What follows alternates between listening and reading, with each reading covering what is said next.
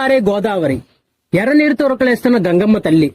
ఎక్కడో నాసిక్లో పుట్టి కుండలేశ్వరం వద్ద బంగాళాఖాతంలో కలిసిపోయే పవిత్ర పుణ్య నది ఈ గోదావరి. ఎందరో రైతులకు సాగునీరు అందిస్తూ, ఎందరో ప్రజలకు దాహతను తీరుస్తూ, ప్రాజెక్టుల ద్వారా విద్యుత్తును అందిస్తూ, ప్రకృతి సోయగల నడుమ ప్రవహిస్తూ ఎందరో ప్రజలను ఆహ్లాదపరుస్తుంది ఈ పవిత్రమైన పుణ్య నది గౌతమి గోదావరి నది.